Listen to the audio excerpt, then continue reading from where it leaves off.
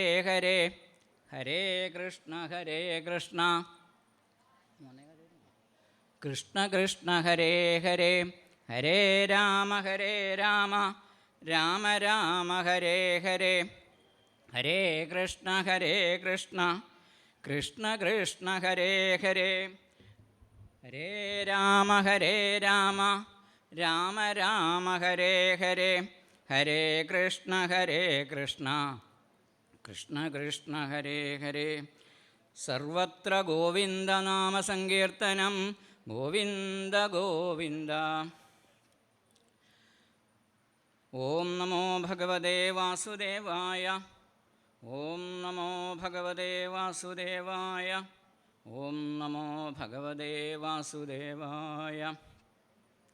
ഗുരുർബ്രഹ്മാ ഗുരുർവിഷ്ണു ഗുരുർദേവോ മഹേശ്വര ഗുരു സാക്ഷാൽ പരം ബ്രഹ്മ തസ്മൈ ശ്രീ ഗുരവേ നമഃ. സദാശിവസമാരംഭാം ശങ്കരാചാര്യമധ്യമാം അസ്മദാചാര്യപര്യന്താം വന്ദേ ഗുരുപരമ്പരാം. ശിവം ശിവകരം ശാന്തം ശിവാത്മാനം ശിവോത്തമം ശിവമാർഗപ്രണയിതാരം പ്രണതോസ്മി സദാശിവം. കൃഷ്ണായ വാസുദേവായ ഹരയേ പരമാത്മനെ പ്രണതക്ലേശനാശായ ഗോവിന്ദായ നമോ നമഃ. പീതാംബരം കരവിരാജിതശക്രശംഖകൗമോദഗീ സരസിജം കരുണാസമുദ്രം രാധാസഹായമതിസുന്ദരമന്ദഹാസം വാതാലയേശമനിശം ഹൃദി ഭാവയാമി. ശ്രീ ഗുരുവായൂരപ്പ ശരണം. ആരാധ്യരായ അമ്മമാരെ, സംപൂജ്യരായ ഗുരുജനങ്ങളെ, പ്രിയ സഹോദരീ സഹോദരന്മാരെ, നിങ്ങൾ ഓരോരുത്തർക്കും എൻ്റെ വിനീതമായ നമസ്കാരം.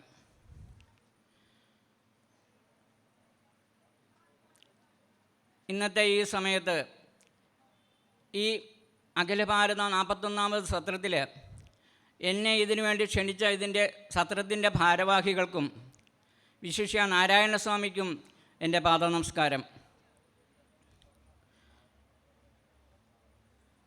നമ്മൾ മുമ്പേ ആചാര്യൻ്റെ ആ ചിത്രകേതു ഉപാഖ്യാനത്തിൻ്റെ പ്രാരംഭം നമ്മൾ കേട്ടു. അതിൻ്റെ തുടർച്ചയായിട്ടാണ് എനിക്ക് സംസാരിക്കുവാനായിട്ട് പറഞ്ഞിരിക്കുന്നത്. ഒരിക്കൽ ദേവലോകത്തിൽ അതിൻ്റെ അധിപനായ ദേവേന്ദ്രൻ്റെ പ്രവൃത്തി മൂലം ദേവഗുരുവായ ബൃഹസ്പതി പെട്ടെന്ന് ദേവലോകത്തുനിന്ന് അപ്രത്യക്ഷനായി. ദേവഗുരുവിൻ്റെ അസാന്നിധ്യത്തിൽ അസുരന്മാർ ശക്തി പ്രാപിക്കുകയും അവർ യുദ്ധത്തിന് വരികയും ചെയ്യും. അപ്പോൾ അതിനുള്ള പരിഹാരമായിട്ട് ഭഗവാന്റെ നിർദ്ദേശമനുസരിച്ച് ദേവേന്ദ്രൻ ത്വഷ്ടാവിൻ്റെ മകനായ വിശ്വരൂപനെ ദേവഗുരുവായിട്ട് തൽക്കാലത്തേക്ക് അവരോധിച്ചു. ആ വിശ്വരൂപൻ ദേവന്മാർക്ക് നാരായണ കവചം എന്ന മഹാമന്ത്രം ഉപദേശിച്ച് ദേവന്മാരെ യുദ്ധത്തിൽ ജയിപ്പിക്കുകയും അവർക്ക് മംഗളം വരികയും ചെയ്തു. പക്ഷേ ഈ വിശ്വരൂപൻ താൻ യാഗം ചെയ്യുമ്പോൾ ഓം ഇന്ദ്രായ സ്വാഹ, ഓം അഗ്നേയ സ്വാഹ, ഓം വരുണായ സ്വാഹ, ഓം പ്രജാപതയ സ്വാഹ, ഓം അസുരായ സ്വാഹ, ഇങ്ങനെ ദേവന്മാർക്കും അസുരന്മാർക്കും അതിൻ്റെ ഫലം കിട്ടണം എന്ന ഉദ്ദേശത്തോടുകൂടിയാണ് അദ്ദേഹം യാഗം ചെയ്യുന്നത്. ഇത് മനസ്സിലാക്കിയ ദേവേന്ദ്രൻ ആ ദേവഗുരുവിനെ ഗളച്ഛേദം ചെയ്തു. അപ്പോൾ നേരത്തെ ഉണ്ടായിരുന്ന ഗുരു മറന്നുപോയി. ഇപ്പോഴും അവരോധിച്ച് ആ ഗുരുവിനെ ഗളച്ഛേദം ചെയ്ത് ദേവലോകത്തിപ്പം ദേവഗുരു ഇല്ലാത്ത അവസ്ഥയായി. ഇതിനൊരു പരിഹാരം കാണുവാനായിട്ട് ദേവേന്ദ്രൻ ഭഗവാന്റെ നിർദ്ദേശത്താൽ ദധീചി മഹർഷിയുടെ നട്ടെല്ല് യാചിച്ച് വിശ്വകർമാവിനെ കൊണ്ടൊരു വജ്രായുധം നിർമ്മിച്ച് അതിൽ ഭഗവാന്റെ തേജസ്സോടുകൂടി ഈ വൃത്രാസുരനായിട്ട് യുദ്ധം ചെയ്യുകയാണ്. ആ വിശ്വരൂപനെ വധിച്ചപ്പോൾ ദേവഗുരു ആ വിശ്വരൂപൻ്റെ അച്ഛനായ തുഷ്ടാവിന് തൻ്റെ മകനെ വധിച്ചതിലുള്ള പ്രയാസം കൊണ്ട് ആ ദുഃഖവും കോപവും എല്ലാം കൂടെ ഉണ്ടായതുകൊണ്ട് അദ്ദേഹം ഒരു യാഗം ചെയ്തു. ആ യാഗത്തിൽ നിന്ന് വൃത്രാസുരൻ എന്നൊരു അതിഭീകാരനായ ശരീരത്തോടും ഭീഷണമായ ഭാവത്തോടും കൂടിയ വൃത്രാസുരൻ ഉണ്ടായി. ആ വൃത്രാസുരൻ യുദ്ധത്തിന് വരുന്ന കണ്ടപ്പോൾ ദേവേന്ദ്രൻ ഈ വജ്രായുധവും ദേവസൈന്യവും കൂടെ യുദ്ധത്തിന് ഇല്ലുകയാണ്. വൃത്രാസുരൻ ദേവേന്ദ്രനെയും ഐരാവതത്തെയും ദേവസൈന്യങ്ങളെ ഒന്നും ശ്രദ്ധിക്കുന്നില്ല. അദ്ദേഹം ആ വജ്രായുധത്തിലുള്ള ആ ഭഗവാന്റെ തേജസ്സിനെ നോക്കിക്കൊണ്ട് പറയുകയാണ്, അഹം ഹരേതവ പാദൈകമൂലം ദാസാനുദാസോ ഭവിതാസ്മി ഭൂയാത് മനസ്പരേദാസുപതേർഗുണാംസേ ഗൃണീതവാക്കർമ്മ കരോതുകായ. അല്ലയോ ഭഗവാനെ, എൻ്റെ ഇനിയുള്ള ജന്മങ്ങളിൽ അങ്ങയുടെ ഭക്തന്മാരുടെ ദാസന്മാരായിട്ട് ഭവിക്കാനായിട്ട് എന്നെ അനുഗ്രഹിക്കണം. എൻ്റെ മനസ്സിൽ അങ്ങയുടെ രൂപവും വാക്കുകൾ കൊണ്ട് അങ്ങയുടെ നാമം പറയാനും ശരീരം കൊണ്ട് അങ്ങയെ പൂജിക്കാനും എന്നെ അനുഗ്രഹിക്കണമെന്ന് പറയുകയാണ്. ഒരു ബ്രാഹ്മണ ശാപം മൂലം പരീക്ഷിത മഹാരാജാവ് ഇന്നേക്ക് 7-ാം ദിവസം തക്ഷകൻ മരിക്കും എന്നുള്ള ആ ഒരു ദുഃഖത്തോടുകൂടി അതിന് പരിഹാരം കാണുന്നതിന് വേണ്ടി ഗംഗാതീരത്ത് പ്രായോപവേശം ചെയ്തിരിക്കുകയാണ്. തൻ്റെ ഗുരുനാഥനായ ശ്രീശുക മഹർഷി അദ്ദേഹത്തിന് ഈ ഭാഗവതാമൃതം ഇങ്ങനെ പറഞ്ഞു കൊടുത്തുകൊണ്ടിരിക്കുകയാണ്. വൃത്രാസുരൻ്റെ ഈ ഭക്തിയുടെ ഭാവം കേട്ടപ്പോൾ പരീക്ഷിത മഹാരാജ് സംശയമായി. ഗുരുനാഥ, ഒരു സംശയം, അത് വൃത്രാസുരൻ അസുരനാണല്ലോ, എന്തുകൊണ്ടാണ് അസുരന് ഇതുപോലൊരു ഭക്തി ഉണ്ടാകാനായിട്ട്, അമലമായ നിർമ്മലമായ ഭക്തി ഉണ്ടാകുന്നത് എന്തുകൊണ്ടാണെന്ന് ചോദിച്ചപ്പോൾ ശ്രീശുക ബ്രഹ്മർഷി അതിൻ്റെ ആ കഥ പറഞ്ഞു കൊടുക്കുകയാണ്.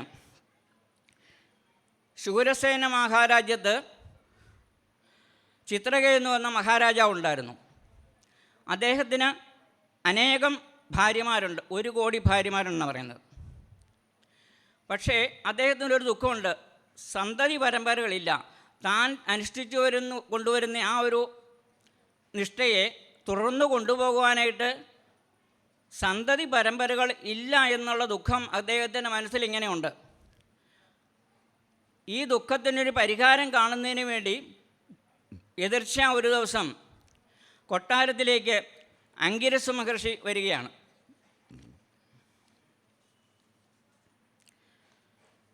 അങ്കിരസ് മഹർഷി വന്ന് രാജാവ് അദ്ദേഹത്തെ ശുശ്രൂഷിച്ചു. വേണ്ട ഉപചാരങ്ങളൊക്കെ ചെയ്തതിന് ശേഷം മഹർഷിയോട് പറയുകയാണ്, മഹർഷി, അങ്ങക്കെല്ലാം അറിയാവുന്നതാണ്, പക്ഷേ എൻ്റെ ഒരു ദുഃഖം ഞാൻ അങ്ങയെ അറിയിക്കുകയാണ്. എനിക്കൊരു സന്തതി ഇതേവരെ ഉണ്ടായിട്ടില്ല. ഇത്രയും ഭാര്യമാരുണ്ടെങ്കിലും എൻ്റെ ആ പിന്തുടർച്ച അവകാശിയായിട്ട് എനിക്ക് സന്തതി പരമ്പരകളില്ല. അതിനൊരു മാർഗം നിർദ്ദേശിക്കണമെന്ന് പറഞ്ഞപ്പോൾ അങ്കിരസ് മഹർഷി ഒരു സൂര്യനെ തപസ് ചെയ്തുകൊണ്ട് ഒരു യാഗം നടത്തുകയും ആ യാഗപ്രസാദം, ആ യജ്ഞപ്രസാദം ഈ ചിത്രകേതു മഹാരാജന് കൊടുത്തു. അദ്ദേഹം ആ പ്രസാദം തൻ്റെ ഏറ്റവും പ്രിയപ്പെട്ട പത്നിയായ കൃതദ്യുതിക്ക് കൊടുത്തതാണ്. ആ പ്രസാദം കഴിച്ച് ഭഗവാന്റെ ഇച്ഛയാൽ കൃതദ്യുതി ഗർഭിണിയാകുകയും യഥാസമയം ഒരു പുത്രന് ജന്മം നൽകുകയും ചെയ്തു.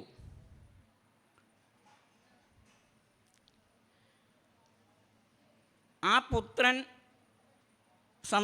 ജന്മം കൊണ്ട് രാജാവിനും ഈ പത്നിമാർക്ക് എല്ലാവർക്കും ഇല്ല, ഈ കൃതദ്യുതിക്കൊക്കെ വളരെ സന്തോഷമായി. രാജാവിനും വളരെ സന്തോഷമായി.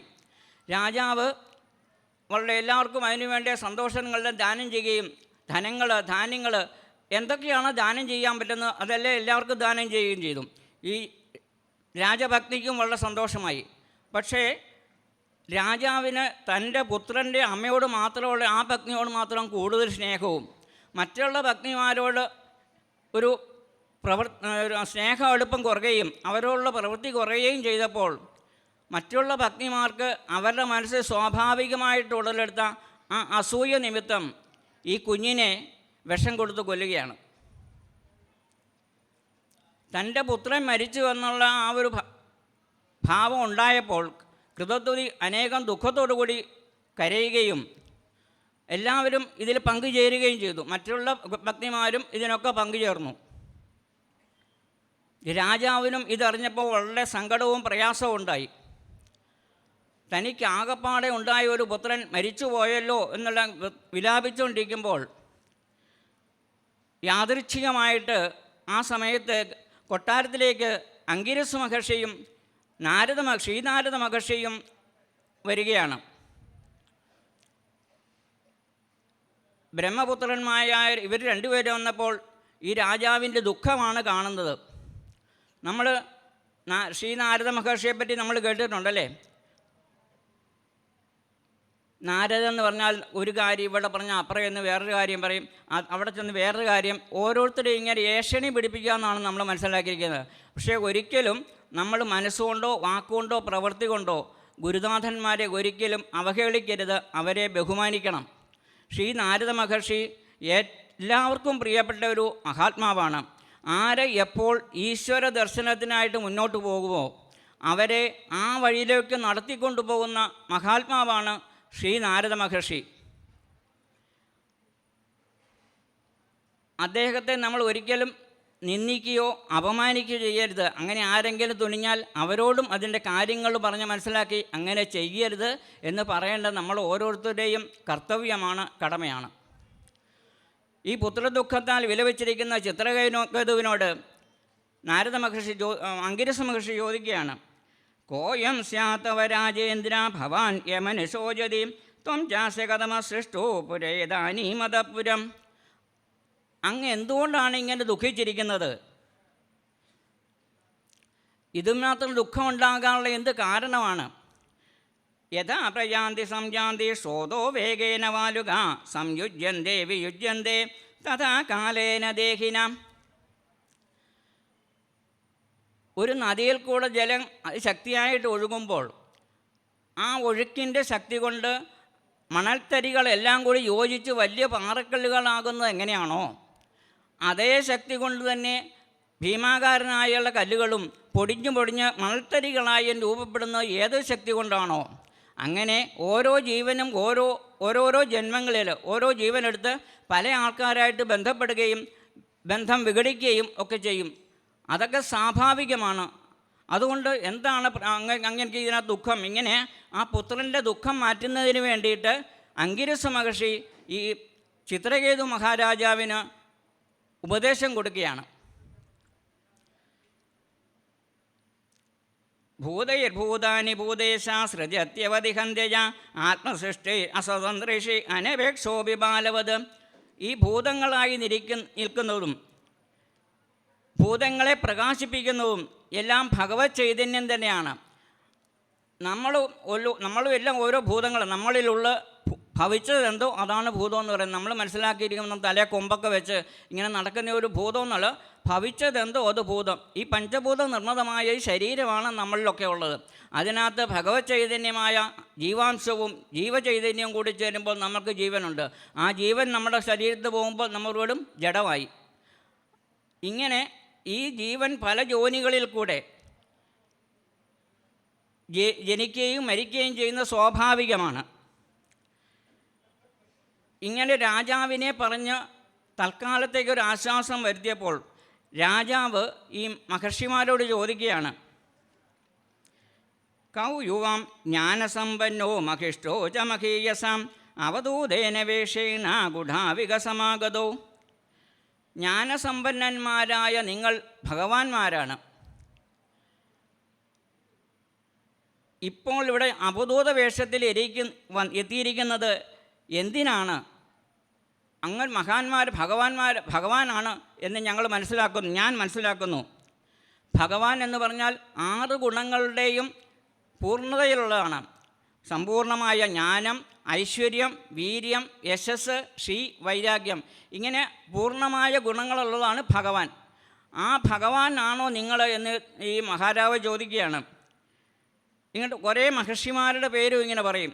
കുമാരോ നാരദ ഋഭു അങ്കിരാ ദേവലോമസിത അവാന്തരതമോ വ്യാസോ മാർക്കണ്ഡേയോധ ഗൗതമ വസിഷ്ഠോ ഭഗവാൻ രാമ കപിലോ ബാദരായണി ദുർവാസായാജ്ഞവൽക്യഛാജാതുകർണ്യസദാരുണി രോമശവനോ ദത്ത ആസുരീ സ പതഞ്ജലി ഋഷിർവേദശിരാബോധ്യോ മുനി പഞ്ചശിരസ്തദ ഹിരണ്യനാഭ കൗസല്യ ശ്രുതദേവഹൃതധ്വജ. സനൽകുമാരാദികളോ നാരദരോ അങ്കിരസ മഹർഷിയോ ദേവലനോ അസിതനോ വ്യാസമഹർഷിയോ മാർക്കണ്ഡേയനോ ഗൗതമനോ വസിഷ്ഠനോ പരശുരാമനോ കപില മഹർഷിയോ ദുർവാസവോ യാജ്ഞവൽക്യനോ ജാതകർണ്യനോ അങ്ങ് ആരാണെന്ന് എനിക്ക് മനസ്സിലാകുന്നില്ല. ഇങ്ങനെ ഈ രാജാവിൻ്റെ ആ ചോദ്യം കേട്ടപ്പോൾ അങ്കിരസ മഹർഷി അതിനുള്ള ഉത്തരം പറയുകയാണ്. അഹം ദേ പുത്രകാമസ്യ പുത്രോ പുത്രതോ അസ്മങ്കിരാ നൃപം യേശ ബ്രഹ്മസുത സാക്ഷാത് നാരദോ ഭഗവാൻ ഋഷി. അങ്ങയ്ക്ക് പുത്രനെ ദാനം ചെയ്ത അങ്കിരസ മഹർഷിയാണ് ഞാൻ. ഇത് സാക്ഷാത് ബ്രഹ്മപുത്രനായ നാരദ മഹർഷിയുമാണ്. അനുഗ്രഹായ ഭവത പ്രാപ്താവാമിഹ പ്രഭോ ബ്രഹ്മണ്യോ ഭഗവത് ഭക്തോ നാവസീതുമർഹസി. ഭഗവത് ഭക്തന്മാരും ബ്രാഹ്മണരും ഇതേപോലെ ദുഃഖിക്കാനുള്ള അവകാശം അവർക്കില്ല. അങ്ങനെ ദുഃഖിക്കുന്നവരെ ആ ദുഃഖത്തിൽ നിന്ന് കരകയറ്റുന്നതിന് ഈശ്വരേച്ഛയാൽ ഞങ്ങളിപ്പോൾ ഇവിടെ എത്തിയതാണ് എന്നാണ് അങ്കിരസ മഹർഷി പറയുന്നത്. അയം ഹി ദേഹിനോ ദേഹോ ദിവ്യജ്ഞാനക്രിയാത്മകം ദേഹിനോ വിവിധൽക്കേശ സന്താപകൃതാഹൃതം.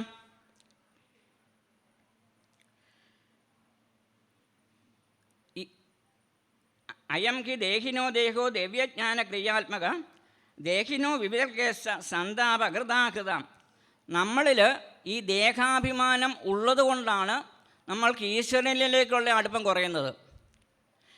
ഈശ്വരനിലേക്കുള്ള അടുപ്പം കൂടുന്തോടും ശരീരത്തിനോടുള്ള ആ ദേഹാഭിമാനം കുറഞ്ഞു വരും. നമ്മൾ തന്നെ നോക്കിയാൽ അറിയാം, ചില സ്ത്രീകളിലൊക്കെ വസ്ത്രം ഇങ്ങനെ മാറിക്കിടക്കും, ആരെങ്കിലും കണ്ടാൽ ഇങ്ങനെ നോക്കുകയൊക്കെ ചെയ്യും.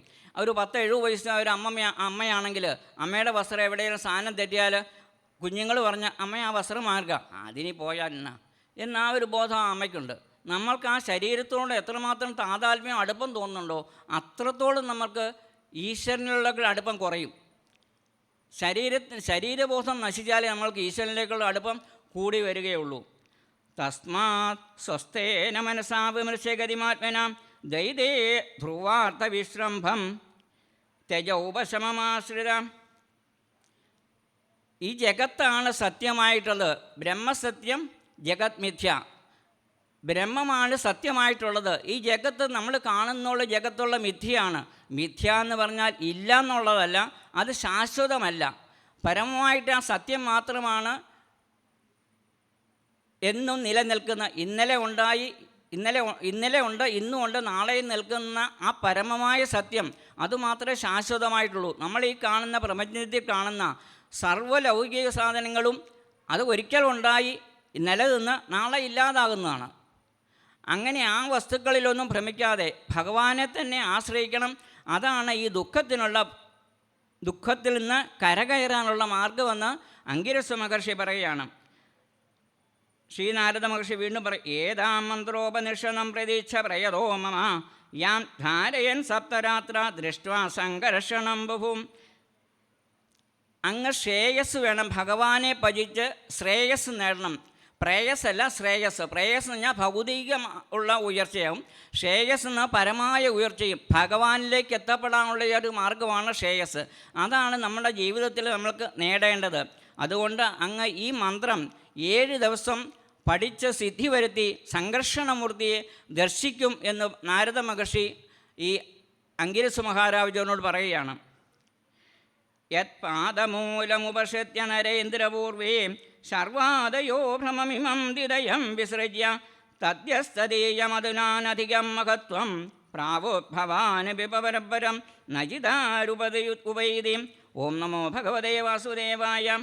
സംഘർഷണ ദർശനത്താൽ അങ്ങയ്ക്ക് ഭഗവത് പ്രാപ്തി ഉണ്ടാകും. അങ്ങയുടെ ശാശ്വതമായ ഒരു പരമമായ ലക്ഷ്യം അങ്ങ് നേടും. ആത്മസാക്ഷാത്കാരം അങ്ങയ്ക്ക് സിദ്ധിക്കും. അതുകൊണ്ട് ആ സംഘർഷണമൂർത്തിയെ ഭജിക്കുവാൻ വേണ്ടി നാരദ മഹർഷി ഉപദേശിക്കുകയാണ്. നാരദ മഹർഷി പറയുമ്പോൾ ആ മരിച്ചു കിടക്കുന്ന കുഞ്ഞിൻ്റെ ജഡത്തിലുള്ള ആ ജീവാത്മാവിനെ നാരദ മഹർഷിയുടെ വൈഭവം നിമിത്തം ആ കുഞ്ഞിൻ്റെ ജീവാത്മാവിനെ അവിടെ വിളിച്ചു വരുത്തി കുഞ്ഞിനോട് ചോദിക്കുകയാണ്. നാരദ ഉവാച ജീവാത്മൻ പശ്യഭദ്രം ദേ മാതരം പിതരം ജതേ സുഹൃദോ ബാന്ധവാ സപ്താശുജ ത്വത്കൃതയാവൃശം കളേപരം സമാവിശ്യ ശേഷമായ സുഹൃവത ഭുങ്ക്ഷഭോഗം വൃത്താനധിഷ്ഠ നിർവാസനം. അല്ലയോ ജീവാത്മൻ, അങ്ങയ്ക്ക് സുഖം തന്നെയല്ലേ, ഭദ്രമല്ലേ? അങ്ങയുടെ ഈ മാതാവിനെയും പിതാവിനെയും ഒന്ന് വീക്ഷിക്കുക. അങ്ങ് ശേഷമുള്ള കാലം ഈ ശരീരത്തിൽ പ്രവേശിച്ച് രാജ്യഭാരമൊക്കെ നടത്തി സ്വസ്ഥമായി കഴിയുക എന്ന് ഈ ജീവാത്മാവിനോട് പറഞ്ഞു. അപ്പോൾ ആ ജീവാത്മാവ് പറയുകയാണ്, കസ്മിൻ ജന്മന്യപീമഖ്യം പിതരോ മാതരം ഭവൻ കർമ്മവിഭ്രാണിമാണസ്യ ദേവതിര്യഗ്നിർയോനിഷു. എൻ്റെ ഏതേത് ജന്മങ്ങളിലാണ് ഇവരെൻ്റെ മാതാവും പിതാവുമായിരിക്കുന്നത്? കഴിഞ്ഞ ജന്മങ്ങളിൽ ഇവരെൻ്റെ മാതാവോ പിതാവോ ആയിരുന്നോ? ഇനി വരും ജന്മങ്ങളിലും ഇവരെൻ്റെ മാതാവോ പിതാവോ ആകുമോ? ഞാൻ ഇവരുടെ പുത്രനാകുമോ എന്നൊക്കെ ഈ കുഞ്ഞിക്ക് സംശയിക്കുകയാണ്. അനേകം ജീവയോനികളിലൂടെ ദേവന്മാർ, തിര്യക്കുകൾ, മനുഷ്യന്മാർ, ഇങ്ങനെയുള്ള അനേകം യോനികളിൽ കൂടെ ഈ ജീവാത്മാവ് സഞ്ചരിച്ച് ആ പ്രാരാബ്ധം തീർന്നു കഴിയുമ്പോൾ ഭഗവത് പ്രാപ്തിയിലെത്തും, ഭഗവത് സായുജ്യം നേടും. അങ്ങനെ ആ പ്രാരാബ്ധം കൊണ്ടാണ് ഇങ്ങനെ ഓരോ ജീവയോനികളിലായിട്ട് പോകുന്നത്. ഞാനിങ്ങനെ പല ജീവനികളിലും സഞ്ചരിച്ചിട്ട് ഏത് ജന്മത്തിലാണ് ഇവരെൻ്റെ മാതാപിതാക്കളായിരുന്നത് എന്ന് കുഞ്ഞ് ചോദിക്കുകയാണ്. ബന്ധുക്കൾ, സുഹൃത്തുക്കൾ, ശത്രുക്കൾ, ഇതൊക്കെ ഓരോ സ്ഥലത്തും ഓരോ ഭാവത്തിൽ ഓരോരുത്തർക്കും ഉണ്ടാവും. ചില സമയത്ത് നമ്മൾ പുത്രന്മാർ നമ്മുടെ മാതാപിതാക്കൾ നമ്മളെ പുത്രനായിട്ട് ഭവിക്കും, ചിലപ്പോൾ നമ്മൾ ശത്രുക്കളായിട്ട് മറ്റുള്ളവർക്ക് ഭവിക്കും.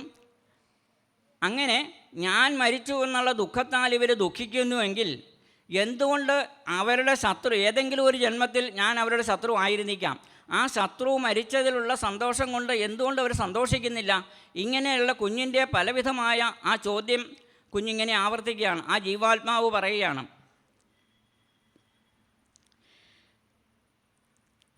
ഏഷ നിത്യോമവ്യയ സൂക്ഷ്മ ഏഷ സർവാശയ സുദൃഗം ആത്മമായ ഗുണൈർവിശ്വമാത്മാനം സൃജതി പ്രഭു ന ഹസ്യാദി പ്രിയ കച്ചിന്ന പ്രിയ സ്വപരോപിവാം ഏക സർവ്വദ്രിയാം ദൃഷ്ട്വാ കർത്തൃണാം ഗുണദോഷയോഹോ ഏഷ നിത്യോ അവ്യയ സൂക്ഷ്മ ഏഷ സർവാശയ സുദൃഗ്.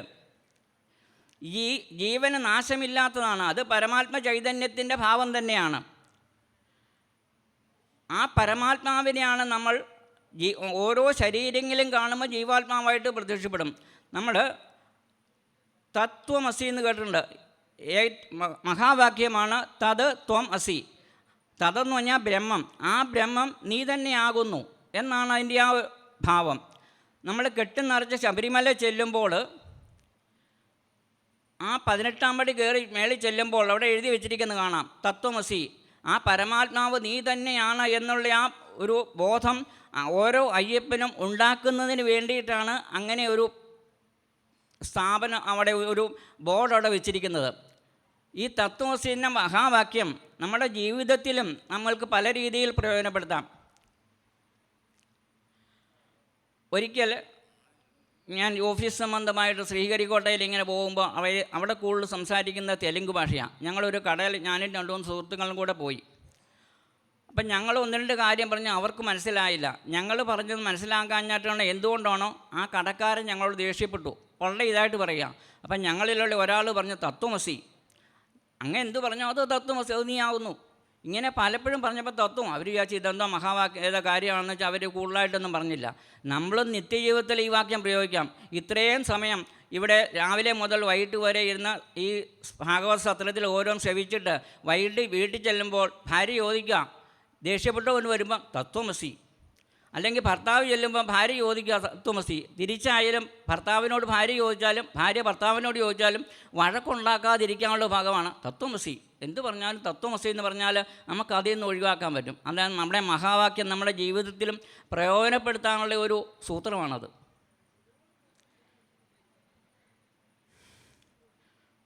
ഓം നമോ ഭഗവതേ വാസുദേവായ.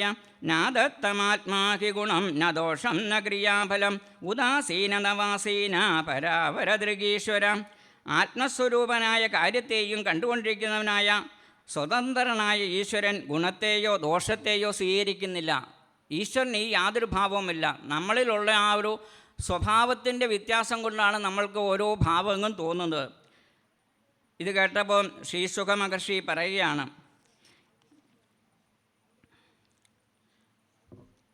ഇത്യുദീരഗതോ ജീവോ ജ്ഞാതയത്തസ്യതേ തഥാ വിസ്മൃതാമുജുശോകം ചിത്വാത്മശേഖശൃംഖലം. ജീവാത്മാവിൻ്റെ ഈ ഒരു ഭാവം കേട്ടപ്പോൾ, ഈ ഒരു മറുപടി കേട്ടപ്പോൾ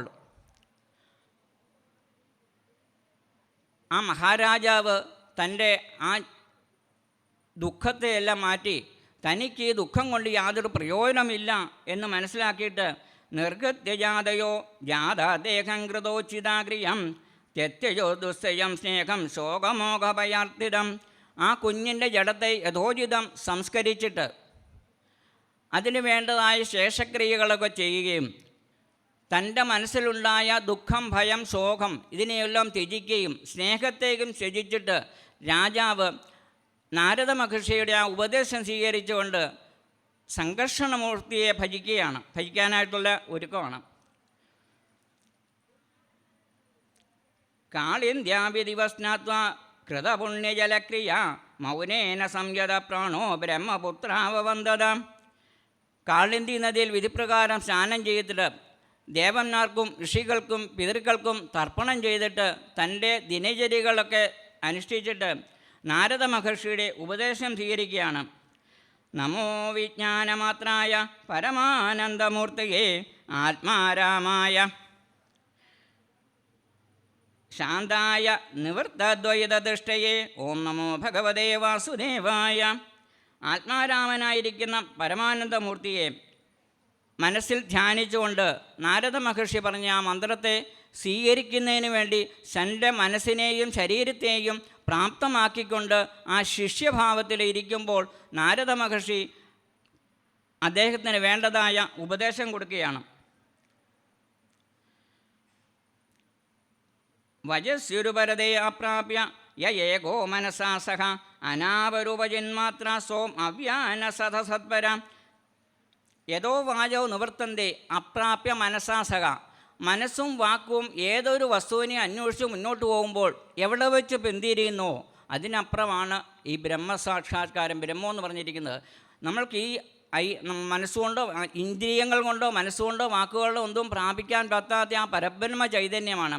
അതിനെയാണ് ധ്യാനിക്കാനായിട്ട് ഈ നാരദ മഹർഷി അംഗിരസ മഹാരാജാവിനോട് പറയുന്നത്. എന്ന സ്പൃശന്തി ന വിദുർ മനോ ബുദ്ധീന്ദ്രിയാസവ അന്തർബഹിച്ച വിദതം വ്യോമവത്തുന്നതോമസ്മ്യഹം. ഓം നമോ ഭഗവതേ വാസുദേവായ. ദേഹേന്ദ്രിയപ്രാണമനോധിയോമിം യദംശവിദ്വാ പ്രചരന്തി കർമ്മസു നൈവാദൃതാലോകമിവാ പ്രദപ്തം സാനേഷു തദ്ദ്രഷ്ടമപദേശേതി. ഓം നമോ ഭഗവതേ വാസുദേവായ. നാരായണ. ഓം നമോ ഭഗവതേ വാസുദേവായ. ആ മന്ത്രം പറഞ്ഞു കൊടുക്കുകയാണ്. സംഘർഷണമൂർത്തിയെ ഭജിക്കാനുള്ള മന്ത്രം നാരദ മഹർഷി അംഗിരസ മഹാരാജാവിന് പറഞ്ഞു കൊടുക്കുകയാണ്. ഓം നമോ ഭഗവതേ മഹാപുരുഷായ മഹാനുഭാവായ മഹാവിഭൂതിപതയേ സകല സാത്വത പരിവിട നികര കരകമല കുഡ്വം ഗ്ലോബലാളിത ശരണാരവിന്ദയുഗള പരമപരമേഷ്ടിൻ നമസ്തുതേ. ഓം നമോ ഭഗവതേ വാസുദേവായ.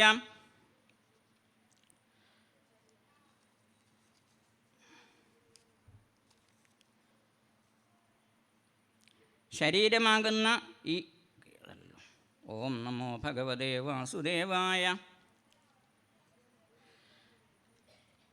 മഹാത്മാവായിരിക്കുന്ന ആ നാരദ മഹർഷിയിൽ നിന്ന് ആ മന്ത്രം അംഗിരസ മഹർഷി സ്വീകരിക്കുകയാണ്. ആ മന്ത്രത്തിൻ്റെ ഏകദേശ രൂപം ഇതാണ്.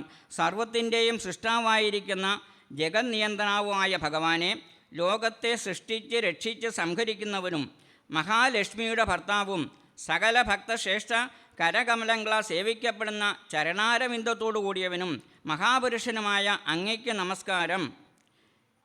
ഈ മന്ത്രം ജലം മാത്രം ഭക്ഷിച്ചുകൊണ്ട് അംഗിരസ മഹർഷി 7 ദിവസം ജപിച്ച് സിദ്ധി വരുത്തുകയാണ്. ഓം നമോ ഭഗവതേ മഹാപുരുഷായ മഹാനുഭാവായ മഹാവിഭൂതിപതയേ സകല സാത്വത പരിവിട നികര കരകമല കുഡ്മളോളാളിത ചരണാരവിന്ദയുഗള പരമപരമേഷ്ഠിൻ നമസ്തേ. ഓം നമോ ഭഗവതേ വാസുദേവായ. ശ്രീശുക മഹർഷി പറയാണ്, ഭക്തായിതം പ്രപന്നായ വിദ്യാമാദിശ നാരദ യയാവങ്കിരസാസാകം ധാമസായം ഭുവം പ്രഭോ. നാരദ മഹർഷി ഈ മന്ത്രം രാജാവിന് പറഞ്ഞതിനു ശേഷം തൻ്റെ സ്വധാമത്തിലേക്ക് അങ്കിരസ് മഹർഷിയും നാരദ മഹർഷിയും യാത്രയായി. ചിത്രകേതു മഹാരാജാവ് നാരദൻ്റെ ആ മന്ത്രത്തെ സിദ്ധി വരുത്താനായിട്ട് 7 ദിവസം വെള്ളം മാത്രം ഭക്ഷിച്ചുകൊണ്ട് ആ മന്ത്രം ധാരണ ചെയ്ത് ഭഗവാനെ പ്രാപിക്കുകയാണ്. മൃണാളഗൗരം ക്ഷിതിവാസ സംസ്ഫുരത് കിരീടകേയൂരകടിത്രകങ്കണം പ്രസന്നവക്ത്രാരുണലോചനം മൃതം ദദർശ സിദ്ധേശ്വരം മണ്ഡലേ പ്രഭും. വെള്ള നിറത്തോടു കൂടിയവനും നീലപ്പട്ടുവസ്ത്രം ധരിച്ചവനും സ്വയം പ്രകാശിക്കുന്ന കിരീടത്തോടു കൂടിയവനും കൈവളകൾ, തോൾവളകൾ അരഞ്ഞാണത്തോടു കൂടിയവും പ്രസന്നമായ മുഖത്തോടു കൂടിയിരിക്കുന്നതുമായ ആ ഭഗവാന് നമസ്കാരം. തദ്ദർശന സ്വസ്ഥ സമസ്തകിൽബിഷ സ്വച്ഛാമലാന്തകരണോ അഭ്യയാൻമുനി പ്രബുദ്ധഭക്ത്യാ പ്രണയാശു ലോചന പ്രകർഷോരോമാനമാദാദിപൂരുഷം. അങ്ങയുടെ ദർശനത്താൽ എൻ്റെ സമസ്ത മനസ്സിലെ കന്മഷങ്ങളും കാമക്രോധ ലോഭ മതമോഹ മാത്സര്യാദികളായ സകല കാമനകളും മനസ്സിൽ നിന്ന് മാറിയിട്ട് സ്വച്ഛമായ അമലയായ ഭക്തിയോടുകൂടി ഞാൻ അങ്ങയെ സേവിക്കുന്നതിന് പ്രാപ്തനായിരിക്കുന്നു എന്ന് പറയുകയാണ്.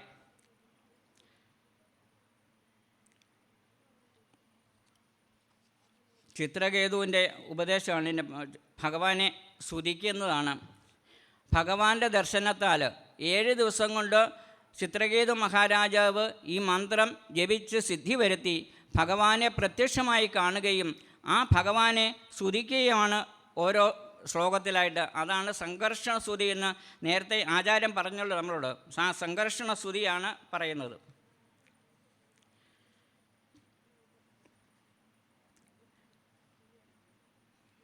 അജിതജിത സമമതിഭി സാധുഭിർഭവാജിതാത്മഭിർഭവതാ വിജിതാസേ വിജവജതാം അകാത്മാനം ആത്മതോമതികരുണ.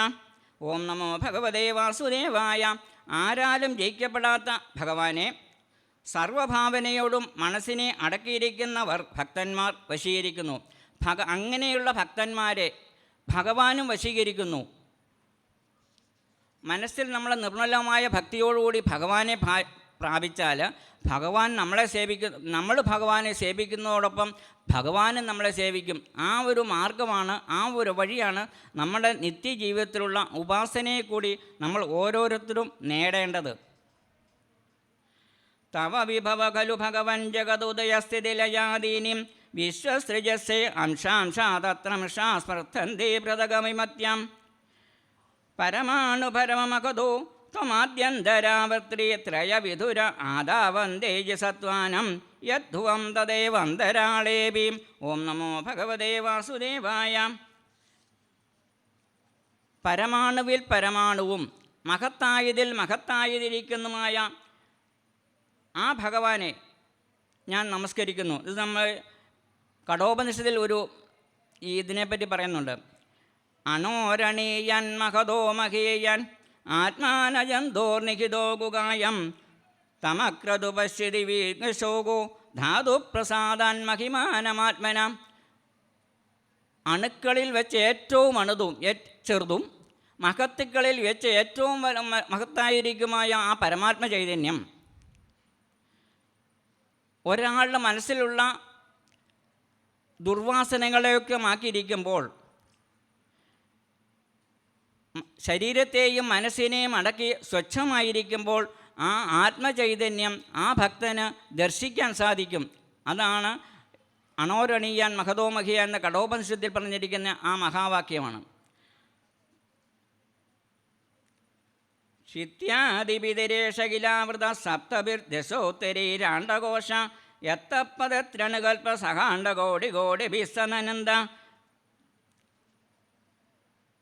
ഓം നമോ ഭഗവതേ വാസുദേവായ. പഞ്ചഭൂതങ്ങൾ, അഹങ്കാരം, മഹത്വത്വം എന്നീ 7 പദാർത്ഥങ്ങൾ മൂടപ്പെട്ടതാണ് ഈ പ്രപഞ്ചം. ഇപ്രകാരം അനേകം കോടി ബ്രഹ്മാണ്ടങ്ങളുണ്ട്. ശബരിമല ഇപ്പോൾ ഈ ശബരിമല സീസണാണല്ലോ. ഈ ശബരിമലയ്ക്ക് പോകുമ്പോൾ ഗുരുസ്വാമിമാരെ കെട്ടുമുറക്കുമ്പോൾ ഒരു ശരണം വിളിക്കുന്ന നമ്മൾ കേട്ടിട്ടുണ്ട് അല്ലേ? കാശി രാമേശ്വരം പാണ്ഡി മലയാളം അടക്കി വാണിരിക്കും നമ്മുടെ ശബരിമല ധർമ്മശാസ്താവ് ഹരിഹരസുതൻ അയ്യനയ്യപ്പൻ അഖിലാണ്ടകോടി ബ്രഹ്മാണ്ട നായകനെ എന്ന് വിളിക്കും. അഖിലാണ്ടങ്ങളുടെ കോടി ബ്രഹ്മാണ്ടങ്ങളുടെയും നായകനാണ് ആ ഭഗവാൻ. ഈ നമ്മൾ ഓരോ പേരിലും രൂപത്തിലും വിളിക്കുന്ന ആ പരമാത്മ ചൈതന്യം ഒന്നു തന്നെയാണ്. നമ്മളിപ്പോൾ പേരുകളിൽ നമ്മുടെ വിശ്വാസം അനുസരിച്ച് അയ്യപ്പനെന്നും ശിവനെന്നും വിഷ്ണുവെന്നും ഭഗവതി എന്നും ഒക്കെ വിളിച്ചാലും എല്ലാം ഒരേ ചൈതന്യം തന്നെയാണ്. ആ ഒരേ ചൈതന്യം തന്നെ പല പേരുകളിൽ പല ഭാവത്തിൽ നമ്മൾക്ക് മനസ്സിലാക്കാൻ വേണ്ടി ഋഷീശ്വരന്മാർ അവരാൽ കൽപ്പിക്കപ്പെട്ടു തന്നിരിക്കുന്നതാണ് ഈ ഓരോ ദേവതകളും സങ്കല്പങ്ങളും. ഇങ്ങനെയുള്ള അനേകം കോടി ബ്രഹ്മാണ്ട നായകത്തിൻ്റെ ശബരിമല ആ ധർമ്മശാസ്താവിൽ എത്തോളം ഭക്തിയോടുകൂടിയാണ് ഓരോ അയ്യപ്പനും അവിടെ എത്തപ്പെടുന്നത്. ഇങ്ങനെ ഓരോ അനേകായിരം അയ്യപ്പൻ ഭക്തന്മാരെടുത്ത് ശബരിമലയിൽ ചെല്ലുന്ന ആ ഒരു പവിത്രമായ നമ്മളുടെ ആ സ്ഥാനത്തെയാണ് കനകദുർഗയെന്നും 2 മഹിഷിമാരെ വേഷം കെട്ടിച്ച് ഭരണത്തിൻ്റെ സ്വാധീനം ഉപയോഗിച്ച് അവിടെ എത്തിച്ചപ്പെട്ടപ്പോൾ ഓരോ ഭക്തൻ്റെയും മനസ്സ് എത്രമാത്രം വ്രണപ്പെട്ടു മലിനമായി എന്ന് നമ്മൾ മനസ്സിലാക്കണം. നമ്മുടെ ഈ സംസ്കാരത്തിനെ മാത്രം ഇങ്ങനെ അവഹേളിക്കാനും അതിനെ താഴ്ത്തിക്കെട്ടാനും ഇവിടുത്തെ രാഷ്ട്രീയ പാർട്ടികൾ ഓരോരുത്തരും ശ്രമിച്ചുകൊണ്ടിരിക്കുകയാണ്. ഈ കാലഘട്ടത്തിൽ നമ്മളത് മനസ്സിലാക്കിയിട്ട് നമ്മുടെ സംസ്കാരവും നമ്മുടെ ആ സനാതന സംസ്കാരത്തെ നിലനിർത്തുന്നതിന് വേണ്ടി നമ്മൾ ഓരോരുത്തരും അവരാനാൽ കഴിയുന്ന രീതിയിൽ പ്രവർത്തിക്കുകയും ചെയ്താലേ നമ്മുടെ ഈ കേരളത്തിൽ നമ്മൾക്കും നമ്മളെ വരും തലമുറകൾക്കും സ്വച്ഛമായും സന്തോഷമായും കഴിഞ്ഞുകൂടാനുള്ള അവസരം ഉണ്ടാകുകയുള്ളൂ. അതിനുവേണ്ടി നമ്മളാൽ കഴിയുന്ന രീതിയിൽ ഓരോരുത്തരും പ്രവർത്തിക്കണം എന്ന് മാത്രം വിനീതമായ ഒരു അപേക്ഷയുണ്ട്. ഓം നമോ ഭഗവതേ വാസുദേവായ. നാരായണ നാരായണ.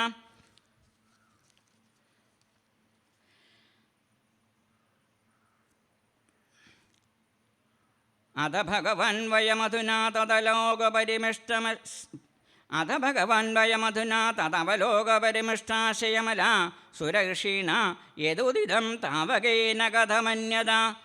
ചിത്രകേതു മഹാരാജാവ് ഭഗവാനെ സ്തുതിച്ചിട്ട് ഇങ്ങനെ പറയുകയാണ്, അങ്ങയുടെ ഭക്തനായ മഹർഷിമാരാൽ പറഞ്ഞിരിക്കുന്ന വാക്യം ഒരിക്കലും സത്യമല്ലാതെ ആകുകയില്ല.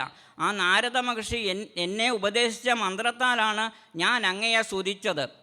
ആ മന്ത്രം കൊണ്ട് അങ്ങയെ സ്തുതിച്ച് പ്രത്യക്ഷമാക്കിയപ്പോൾ ആ മഹർഷിമാരുടെ വാക്കുകൾ ഒരിക്കലും തെറ്റുകയില്ല.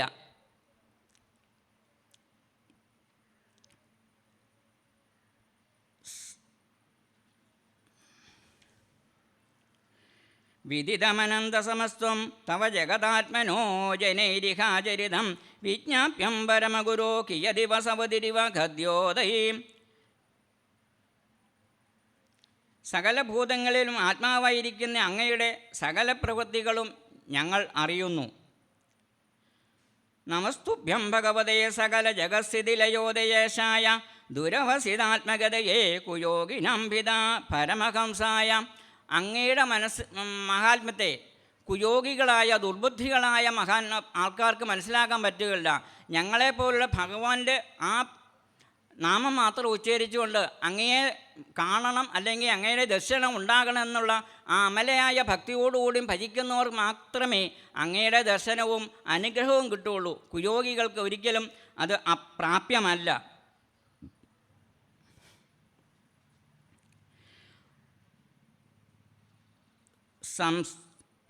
സംസ്തുവതോ ഭഗവാനേവമനന്തസമഭാഷത വിദ്യാധരപതിം ചിത്രകേതും ഗുരുദ്വഹം. ചിത്രകേതു മഹാരാജാവ് ഇത്രയും ദിവസം ഭഗവാനെ ഭജിച്ച് ആ വിദ്യാധരാധിപത്യം അദ്ദേഹത്തിന് കിട്ടി. ഇങ്ങനെയാണ് ചിത്രകേതു മഹാരാജാവ് ആ ഭഗവാന്റെ അനുഗ്രഹ നിമിത്തം സർവ്വവിദ്യാധരന്മാരുടെയും ആധിപത്യം വിദ്യാധരനായി ഭവിച്ചു. ഏവം എന്നാരദവങ്കിരാഭ്യം തേ വ്യാഹൃതം മേ മനുശാസനം സംസിദ്ധോസിതയാ രാജൻ വിദ്യാദർശനാച്ച മേ. നാരദൻ അങ്കിരസ് മഹർഷി നാരദ മഹർഷിയുടെ ഉപദേശം നിമിത്തം അങ്ങയെ ഞാൻ ഭജിക്കുകയും സിദ്ധനായിരിക്കുകയും ചെയ്തിരിക്കുന്നു. അഹം വൈ സർവഭൂതാനി ഭൂതാത്മാ ഭൂതഭാവന ശബ്ദ ബ്രഹ്മ പരം ബ്രഹ്മ മാമോപേശാശ്വതീതനു.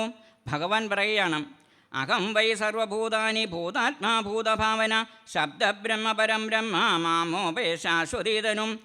സർവഭൂതങ്ങളിലും ഭൂതങ്ങളായിരിക്കുന്നതും സർവഭൂതങ്ങളും സർവഭൂതങ്ങളെ പ്രകാശിപ്പിക്കുന്നതിനായ ആ പരമചൈതന്യം ഞാൻ തന്നെയാകുന്നു. ധർമാധർമ്മങ്ങളെ കാണിക്കുന്ന ശബ്ദബ്രഹ്മരൂപമായ വേദങ്ങളും ബ്രഹ്മവും എൻ്റെ രണ്ട് ഭാവങ്ങളാണ് എന്ന് അറിയണം എന്ന് ഭഗവാൻ പറയുകയാണ്. അഹം വൈ സർവഭൂതാനി ഭൂതാത്മാ ഭൂതഭാവന ശബ്ദബ്രഹ്മ പരം മമോഭേ ശാശ്വതീതനു.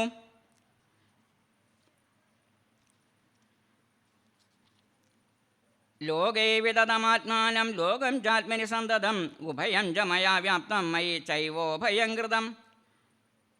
ഭഗവാനെ സ്തുതിച്ച് ഭഗവാൻ അതിന് മറുപടി കൊടുക്കുകയാണ് ചിത്രകേതുവിന്. എന്തോ അങ്ങയെ സ്തുതിച്ചെല്ലാം ഭഗവാന്റെ മറുപടിയാണ് പറയുന്നത്. ലപ്ത്വേക ഉഭയം വരദ പുംസ പ്രസ്വാഭ പ്രതിബോധയോ അന്വേതി വ്യതിരിച്ചേത തജ്ഞാനം ബ്രഹ്മ തത്പരം. അന്വയ പ്രതിരേകം കൊണ്ട് ഒരു വസ്തുവിനെ നമ്മൾ തിരിച്ചറിയുകയാണെങ്കിൽ ആ വസ്തുവിൻ്റെ ഗുണവും ദോഷവും മനസ്സിലാക്കിയിട്ട് ആ വസ്തുവിനെ ബ്രഹ്മം എന്ന ആ പരമമായ സത്യത്തെ മനസ്സിലാക്കാൻ വേണ്ടി പരിശ്രമിക്കാം. ബ്രഹ്മം എന്താണെന്ന് ഇതേവരെ മഹർഷീശ്വരന്മാർക്ക് നമുക്കാർക്കും മനസ്സിലാക്കാൻ പറ്റാത്ത പരമാത്മ ചൈതന്യമാണ്. അതിനെ നമ്മൾക്ക് ഏതെങ്കിലും നമ്മുടെ ഇന്ദ്രിയങ്ങൾ കൊണ്ടോ വാക്കുകൾ കൊണ്ടോ മനസ്സുകൊണ്ടോ ഒന്നും അതിനെ പ്രാപിക്കാനോ മനസ്സിലാക്കാനോ സാധ്യമല്ല. പക്ഷേ അതിൻ്റെ അടുക്കലേക്ക് എത്താൻ വേണ്ടി നമ്മുടെ ആ ഉപാസന കൊണ്ട് നമുക്ക് കുറച്ചെങ്കിലും എത്താൻ പറ്റും. സുഖായ ദുഃഖമോക്ഷായ കുർവാദേ ദമ്പതി ക്രിയം തതോ നിവൃത്തിരപ്രാപ്തി ദുഃഖസ്യ സുഖസ്യ. ദുഃഖം കുറയണമെന്നുള്ള ആഗ്രഹത്തോടെ നമ്മൾ ഓരോ കർമ്മങ്ങൾ ചെയ്യുകയും പക്ഷേ അതിൻ്റെ കർമ്മഫലമായിട്ട് ദുഃഖത്തിന് കുറവുണ്ടാകാതിരിക്കുകയും സുഖം കിട്ടാതിരിക്കുകയുമായ അവസ്ഥയാണ് ഓരോരുത്തർക്കും സംഭവിച്ചുകൊണ്ടിരിക്കുന്നത്. ഏവം വിവര്യം ബുദ്ധ്വാ നൃണാം വിജ്ഞാഭിമാനിനം ആത്മന ജഗതി സൂക്ഷ്മാൻ സാനത്രയ വിലക്ഷണം. ഓം നമോ ഭഗവതേ വാസുദേവായ. ദൃഷ്ടശ്രുതാഭിമാത്രാഭി നിർമുക്തസ്വേന തേജസ ജ്ഞാനവിജ്ഞാനസന്തോഷോ മദ്ഭക്ത പുരുഷോ ഭവേദം.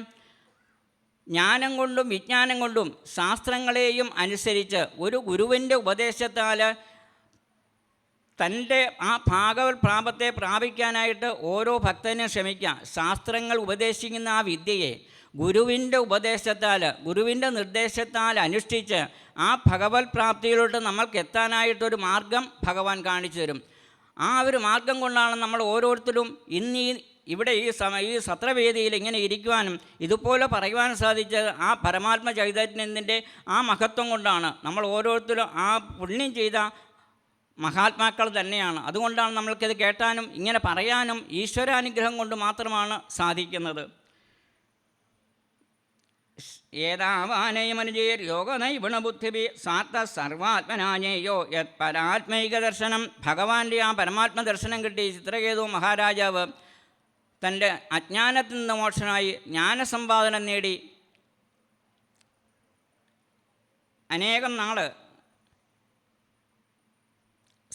ഇങ്ങനെ ചിത്രകേതു മഹാരാജാവ് അനേകം ലക്ഷവർഷങ്ങൾ ആ സുമേരു പർവ്വതത്തിൻ്റെ പലതലങ്ങളായ നാനാ ഗുഹകളിലും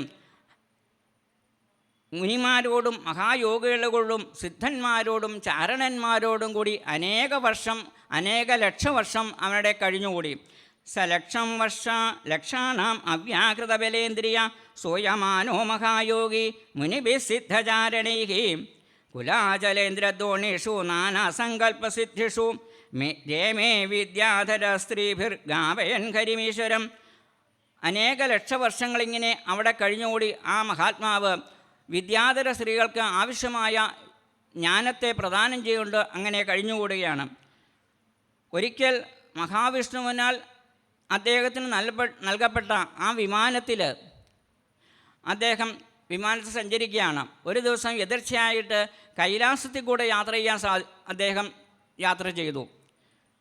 ഏഷ ലോകഗുരു സാക്ഷാ ഏകദാസ വിമാനേന വിഷ്ണുദത്തേന വാസുദ ഗിരിശം ദദൃശേ ഗച്ഛൻ പരീതം സിദ്ധചാരണൈഃ. മഹാദേവൻ, സാക്ഷാൽ മഹാദേവൻ തൻ്റെ ശിഷ്യന്മാർക്ക്, ബ്രഹ്മർഷികൾ ദേവർഷികളായിരുന്ന പല സിദ്ധന്മാർക്കും ഋഷിമാർക്കും ബ്രഹ്മോപദേശം ചെയ്തു കൊടുക്കുന്ന ആ സഭയിലാണ് ഈ ചിത്രകേതു ഒരിക്കൽ കൂടി വിമാനത്തിൽ യാത്ര ചെയ്തത്. അപ്പോൾ മഹാദേവൻ ആലിംഗ്യാംഗീകൃതാം ദേവീം ബാഹുനാ മുനി സംസതി ഉവാച ദേവ്യാ ശുണ്യസ്യാജഹാസോ ഉച്ചകൈസ്തദന്തികേ. പാർവതീദേവിയെ മടിയിലിരുത്തി ആലിംഗനം ചെയ്തുകൊണ്ട് ആണ് മഹാദേവൻ തൻ്റെ ശിഷ്യന്മാർക്ക് ഇങ്ങനെ ബ്രഹ്മോപദേശം നൽകുന്നത്.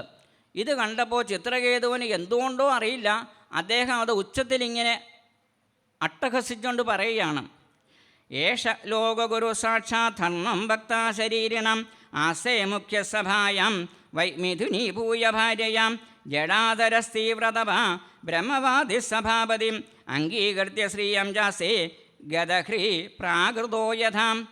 ലോകഗുരുവായ അങ്ങേ ലോകഗുരുവാണ്. ധർമ്മത്തെ സ്ഥാപിക്കുന്നതിന് വേണ്ടി ധർമ്മം പ്രവർത്തിക്കുകയും പറയുകയും ചെയ്യുന്ന മഹാത്മാവാണ്. ഇങ്ങനെ തൻ്റെ ഭാര്യയെ മടിയിൽ വെച്ചുകൊണ്ട് ഈ വിധത്തിൽ ജ്ഞാനോപദേശം ചെയ്യുന്നത് ശരിയല്ല എന്ന് ചിത്രകേതു മഹാരാജാവ് പറയുകയാണ്. ആ സഭയുടെ മധ്യത്തിൽ സഭ അധ്യക്ഷനായിരിക്കുന്ന മഹാദേവനാണ്. ആ മഹാദേവനോട് ഇങ്ങനെ പറയാവോ എന്നൊന്നും അദ്ദേഹം ചിന്തിച്ചില്ല. അദ്ദേഹത്തിൻ്റെ മനസ്സിൽ ആ സമയത്ത് തോന്നിയ വാക്കുകളെ അദ്ദേഹം ഇങ്ങനെ പറയുകയാണ്. ജഡാധരസ്തീവ്രതമ ബ്രഹ്മവാദി സഭാപതി അംഗീകൃത്യ ശ്രീയം ജാസ്തേ ഗദഹ്രീ പ്രാകൃതോ യഥാം പ്രായശ പ്രാകൃതച്ഛാപി ശ്രീയം രഹസി വിഭ്രതിം അയം മഹാവ്രതധരോ വിപ്രതി സദസി ശ്രീയം.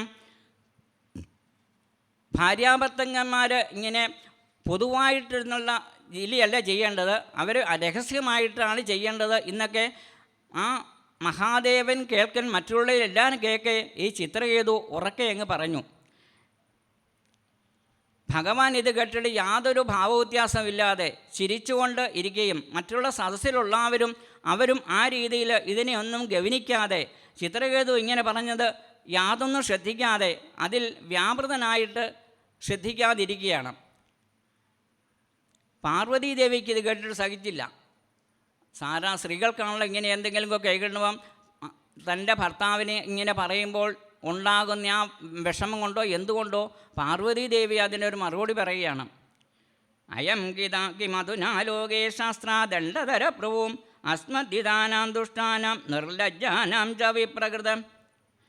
പുതുതായിട്ട് വന്നിരിക്കുന്ന ഈ ലോകഗുരു ആരാണ്? എൻ്റെ ഭർത്താവിനെ ശാസിക്കാൻ മാത്രം തക്ക വൈഭവമുള്ള ഈ ലോകഗുരു ആരാണ്? ബ്രഹ്മാവോ നാരദനോ മഹർഷീശ്വരന്മാരോ അവർക്കൊന്നും തോന്നാത്ത ആ ധർമ്മബോധം എന്തുകൊണ്ടാണ് ചിത്രകേതുവിന് ഇങ്ങനെ തോന്നിയത്? ഇങ്ങനെയൊക്കെ സംഭവിച്ചപ്പോൾ ആ മഹാദേവി ഇങ്ങനെ സംശയിക്കുകയാണ്. ഭഗവാന്റെ ഭക്തനായ സാക്ഷാൽ നാരായണസ്വാമിയുടെ ഭക്തനായ ചിത്രകേതു ഇങ്ങനെയൊന്നും ചെയ്യാൻ പാടില്ല. ഒരു ഭക്തനാണെങ്കിൽ എല്ലാവരെയും ഒരേപോലെ സമഭാവനയോടുകൂടി എല്ലാവരെയും കണ്ട് മനസ്സിലാക്കേണ്ട ആ ഭക്തനാണ്. ആ ഭക്തൻ ഇങ്ങനെ മഹാദേവനോട് ഇങ്ങനതായ ഒരു പൗരുഷം പറയുമ്പോൾ, ഇഷ്ടപ്പെടാത്ത വാക്ക് പറയുമ്പോൾ അത് ഒരിക്കലും ശരിയല്ല. അതുകൊണ്ട് നീ ഇനി ഇങ്ങനെ ജീവിക്കാൻ പാടില്ലെന്ന് പറഞ്ഞാൽ പാർവതീദേവി ശപിക്കുകയാണ്. നായമർഹസി വൈകുണ്ഠ പാദമൂലോപസർപ്പണം സംഭാവിതമതിസബ്ധ സാധുഭിപ്പര്യുപാസിതം. നായമർഹസി വൈകുണ്ഠ പാദമൂലോപസർപ്പണം സംഭാവിതമതിസബ്ധ സാധുഭിപ്പരിവാസിതം. വൈകുണ്ഠവാസികളായ എല്ലാവരും ഭഗവാനെ സേവിച്ചുകൊണ്ടാണ് കഴിയുന്നത്. നീ അങ്ങനെ ഭഗവാനെ സേവിച്ചിട്ടും ഇങ്ങനെ ഒരിക്കലും നിൻ്റെ മനസ്സിൽ തോന്നാൻ പാടില്ല. അത പാപീയസേജോനിം ആസുരീം ജാഹിം ദുർമതേ യഥേകഭൂയോ മഹത ന കർത്താപുത്രകിൽവിഷാം. അതുകൊണ്ട് നീ ഇനി അസുരയോനെ ജനിക്കട്ടെ എന്ന് പറഞ്ഞ ഈ പാർവതീദേവി ചിത്രകേതുവിനെ ശപിക്കുകയാണ്. പണ്ട് ജയവിജയന്മാർക്കും രണ്ടുപേരും സനകാദികളുടെ ശാപം മൂലം ഇങ്ങനെ വൈകുണ്ഠത്തിൽ നിന്ന് പോകുന്ന മഹാന്മാരാണ്. അവർ പിന്നെ അസുരന്മാരായിട്ട് ജനിച്ച് വീണ്ടും ഭഗവത് സായുജ്യം തന്നെ നേടി. ഈ ചിത്രകേതുവിന് അങ്ങനെ ഒരു നിയോഗമുണ്ടായി. ഇതൊക്കെ കേട്ടും ചിത്രകേതു പറയുകയാണ്. ചിത്രകേതുരുവാചാം പ്രതിഗൃഹാമിമേ തേ ശാപമാത്മനോ മഞ്ജലിനാമംബികേ ദേവേ മത്യായ യത്പ്രോക്തം പൂർവദിഷ്ടം ഹി തഥ്യസത്. അമ്മയോട് എനിക്കിതിന് മറുപടി പറയാം, പക്ഷേ ഞാൻ അമ്മയെ നമസ്കരിക്കുന്നു. അമ്മ പറഞ്ഞതിനെ ഞാൻ ശിരസാ വഹിച്ചുകൊണ്ട് ആ ശാപത്തെ ഞാൻ സ്വീകരിക്കുന്നു എന്ന് പറഞ്ഞ് നമസ്കരിക്കുകയാണ്. പാർവതി പരമേശ്വരന്മാരെ ആ ചിത്രകേതു മഹാരാജാവ് നമസ്കരിക്കുകയാണ്, ആ വിദ്യാധരൻ നമസ്കരിക്കുകയാണ്.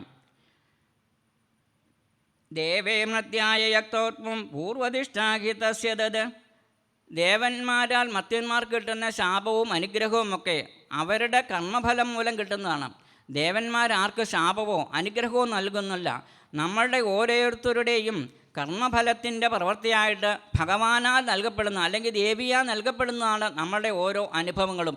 നമ്മൾ തന്നെ വരുത്തി വെച്ചതാണ്. നമ്മുടെ കർമ്മഫലം നമ്മൾ തന്നെ കണ്ടെത്തിയതാണ്. നമ്മൾ ഓരോന്നും അതിന് മുൻകൂട്ടി നിശ്ചയിച്ചിട്ടല്ല ഓരോന്നും ചെയ്യുന്നത്, അല്ലേ? ഓരോന്നും ഓരോ സമയത്ത് ആ സമയത്ത് തോന്നുന്ന രീതിയിൽ ഈശ്വരീയമായ കാര്യങ്ങളോടുകൂടി നമ്മൾ ചെയ്യുകയാണ്.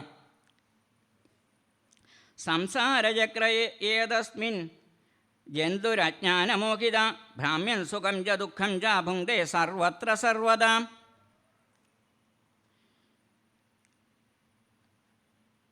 നൈവാത്മനാ പരച്ഛാപി ന കർത്താസ്യാ സുഖദുഃഖയോ കർത്താരം മന്യതേ അപ്രാജ്ഞ ആത്മാനം പരമേവജ. നമ്മുടെ സ്വഭാവ നിമിത്തം ഗുണദോഷങ്ങൾ നിമിത്തം നമ്മുടെ ദുഃഖം, നമ്മൾക്ക് വരുന്നിരിക്കുന്ന ഓരോ കാര്യങ്ങളും നമ്മൾക്ക് വന്ന കഷ്ടപ്പാടാണെങ്കിൽ അല്ലെങ്കിൽ ദുഃഖമാണെങ്കിൽ അത് മറ്റുള്ളവരാൽ നമ്മൾക്ക് നൽകപ്പെട്ടതാണെന്ന് നമ്മൾ ചിന്തിക്കും. സുഖം വരുമ്പം അത് എൻ്റെ കാര്യം, എൻ്റെ പ്രാപ്തി കൊണ്ട് ഞാൻ നേടിയതാണ്. ദുഃഖം വന്നാലും അല്ലെങ്കിൽ നമുക്ക് മറ്റുള്ള ദോഷങ്ങളായിട്ട് സംഭവി വന്നാൽ അത് അപ്പുറത്തെ ഒരാൾ തന്നാൽ ഇയാൾ തന്നതാണ് എന്ന് നമ്മളിങ്ങനെ മറ്റുള്ളവരെ കുറ്റപ്പെടുന്നു. ഇത് നമ്മുടെ തന്നെ കർമ്മഫലമായിട്ട് നമ്മൾ തന്നെ നേടിയെടുക്കുന്നതാണ്. ഇത് ആർക്കും അതിനകത്ത് പങ്കില്ല, വേറൊരാൾക്ക് അതിനകത്ത് പങ്കില്ല. അവനോന് തന്നെയാണ് അവനവൻ്റെ കർമ്മഫലത്തിലുള്ള സകലതും. ഗുണപ്രവാഹയതസ്മിൻ കശാപകോ മന്നനുഗ്രഹ കസർഗോ നരക കോവ കിം സുഖം ദുഃഖമേവജ. ദേവിയുടെ അനുഗ്രഹവും ശാപവും എല്ലാം ഞാൻ സന്തോഷത്തോടെ സ്വീകരിക്കുന്നു. എല്ലാത്തിനെയും സമഭാവത്തോടുകൂടി കാണുന്നവന് സുഖമായാലും ദുഃഖമായാലും ശാപമായാലും അനുഗ്രഹമായാലും എല്ലാം ഒരേ രീതിയിലാണ്. ദ്വന്ദ്സഹം തപ. എല്ലാ ദ്വന്ദ്ങ്ങളായ ഭാവങ്ങളെയും ഒരേപോലെ കണ്ട് മനസ്സിലാക്കുന്നതാണ് യഥാർത്ഥ ഭക്തൻ. അവർക്ക് മറ്റുള്ളവരോട് ദ്വേഷമോ വിദ്വേഷമോ ഒന്നുമില്ല. എല്ലാവരെയും ഒരേ രീതിയിൽ സന്തോഷത്തോടെ സ്നേഹത്തോടെ കാണുകയും പ്രവർത്തിക്കുകയും ചെയ്യുന്ന മഹാത്മാക്കളാണ് യഥാർത്ഥ ഭക്തന്മാർ. ന തസ്യ കച്ചിദ്ദൈത പ്രദീപോ ജ്ഞാതി ബന്ധു ന പരോ ന ചസ്സുഹം സമസ്യ സർവസ്യ നിരഞ്ജനസ്യ സുഖേന ന രാഗകുത ഏവ രോഷാം. ഭഗവാൻ സർവാത്മദൃക്കാണ്. എല്ലാവരുടെയും അന്ധഃകരണത്തിൽ നിന്ന് എല്ലാത്തിനും സാക്ഷിയായിട്ട് പ്രവർത്തിക്കുന്ന ആ പരബ്രഹ്മ ചൈതന്യമാണ്. അദ്ദേഹത്തിന് ആരോടും വിദ്വേഷമോ ദ്വേഷമോ സന്തോഷമോ സന്താപമോ ഒന്നും ബാധിക്കാത്ത ഒരു പരബ്രഹ്മ ചൈതന്യമാണത്. തഥാപി ജക്തി വിസർഗയേഷാം സുഖായ ദുഃഖായ ഹിതാഹിതായ ബന്ധായ മോക്ഷായ മൃത്യുജന്മനോ ശരീരിണാം സംസദയേ അവകൽപ്പം. നമ്മളിലുള്ള മൂന്ന് ഗുണങ്ങൾ, സത്വ രജസ് തമോ ഗുണങ്ങളുടെ ആ ഭാവം മാറുമ്പോൾ ഏതെങ്കിലും ഗുണത്തിന് കൂടുകയും, സത്വം ഗുണം കൂടുമ്പോൾ ഈശ്വരനോട് കൂടുകയും, രജോ ഗുണം കൂടുമ്പോൾ ദേഷ്യം കൂടുകയും, തമോ ഗുണം കൂടുകയും ആലസ്യം ഉണ്ടാകുകയും ചെയ്യുന്ന നമ്മുടെ ആ പ്രവൃത്തി മൂലമാണ്. ഇതിനെ നമ്മൾക്ക് സത്വഗുണത്തിലേക്ക് വർദ്ധിപ്പിക്കുകയും തമോ ഗുണത്തെയും രജോ ഗുണത്തെയും നമ്മുടെ നാമജപം കൊണ്ട് കുറച്ച് കൊണ്ടുവരികയാണ് നമ്മൾക്ക് വേണ്ടത്. ഇത് മൂന്നും ഉണ്ടെങ്കിലേ കാര്യം നടക്കത്തുള്ളൂ. ഈ ജീവിതത്തിൽ ഇത് മൂന്നും നമ്മുടെ മനസ്സിലുണ്ട്. പക്ഷേ ഇതിനെ നമ്മുടെ ആ നിത്യേനയുള്ള പ്രവൃത്തി കൊണ്ട് ഈ സത്വരജത്തിനെ മാത്രം ഉയർത്തുകയും തമോ ഗുണത്തെയും രജോ ഗുണത്തെയും കുറച്ച് കൊണ്ടുവരികയും ചെയ്യുക എന്നുള്ള നമ്മുടെ പ്രവൃത്തി കൊണ്ട് സാധിക്കപ്പെടുന്നതാണ്. അതപ്രസാദയേന ത്വം ശാപമോക്ഷായ ഭാമിനി യന്മന്യസേ അഥാദുക്തം മമ തക്ഷമ്യതാം സതി. ഞാൻ ഇത്രയും പറഞ്ഞത് ചിത്രകേതു പറയുകയാണ്. ഞാൻ ഒരു ഉള്ള വാസ്തവം പറഞ്ഞതേ ഉള്ളൂ.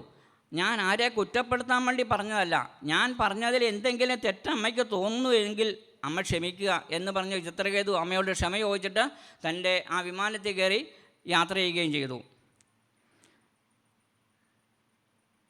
ഇത് കേട്ടപ്പോൾ ഭഗവാൻ പാർവതീദേവിയോട് പറയുകയാണ്, ദൃഷ്ടവത്യസ്യ ശുശ്രൂണി ഹരേരത്ഭുതകർമ്മണം മാഹാത്മ്യം പ്രത്യപത്യാനം നിസ്പൃഹാണം മഹാത്മനം നാരായണപരാ സർവേന കുതഞ്ചന വിഭ്രതിം സർഗാപവർഗനരകേഷവിതുല്യാർത്ഥദർശിനം. സകല ഭൃത്യന്മാരിലും ഒരേ രീതി കാണാനുള്ള മനസ്സ് അമ്മയ്ക്കില്ല, ദേവിക്കില്ല. നാരായണൻ ഭഗവാന്റെ ഭക്തന്മാരായ ഞാനും ആ ചിത്രകേതുവും സാക്ഷാൽ ഭഗവാന്റെ ഭക്തന്മാരാണ്. ഞങ്ങളിൽ ഒരേപോലെ കാണാനുള്ള ആ മനസ്സ് ദേവിക്കിപ്പോൾ ഇല്ല. ആ ദേവിയുടെ ഗുണദോഷം മനസ്സിലെ ഭാവം കൊണ്ടാണ് ഇങ്ങനെ ചിത്രകേതുവിനെ ശപിക്കാൻ തോന്നിയത്. ചിത്രകേതുവിന് അമ്മയെ തിരിച്ച് ശപിക്കാനുള്ള ശക്തിയുണ്ട്, ത്രാണിയുണ്ട്. പക്ഷേ അതൊന്നും ചെയ്യാതെ അമ്മ പറഞ്ഞതിനെ ശിരസാ വഹിച്ചിട്ട് അതിനെ അംഗീകരിച്ചുകൊണ്ടാണ് ചിത്രകേതു പോയത്, അല്ലേ? അതുകൊണ്ട് ദേവി ചെയ്തത് ശരിയല്ല എന്ന് പറഞ്ഞ മഹാദേവൻ ദേവിയോട് പറയുകയാണ്, നാകംബിരിഞ്ചോ ന കുമാര നാരദോ ന ബ്രഹ്മപുത്രാമുനയ സുരേഷ വിദാമയസേഹിതമംശാംശക ന തത്സസ്വരൂപം പ്രതകീശമാനിനാം. ബ്രഹ്മാവോ സനൽകുമാരന്മാരോ നാരദനോ ബ്രഹ്മപുത്രായ സുരേഷന്മാരോ വ്യത്യസ്തരാണെങ്കിലും ഭഗവാന്റെ മഹത്വം അവർ സൂക്ഷ്മമായിട്ട് അറിയുന്നില്ല. സാക്ഷാൽ പരബ്രഹ്മ ചൈതന്യത്തിൻ്റെ ആ മഹത്വം ഇവരൊക്കെ വ്യത്യസ്തമാണെങ്കിലും ആ മഹത്വത്തെപ്പറ്റി ഇവരാരും അറിയുന്നില്ല.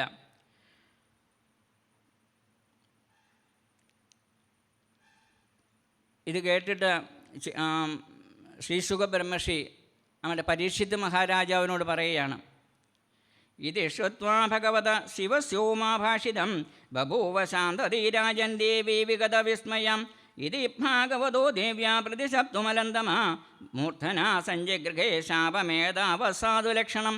ശാപം കിട്ടിയാൽ അത് സന്തോഷത്തോടെ സ്വീകരിക്കുക എന്നുള്ളത് സാധുക്കളുടെ ലക്ഷണമാണ്. അതുകൊണ്ട് ആ ചിത്രകേതു മഹാരാജാവാണ്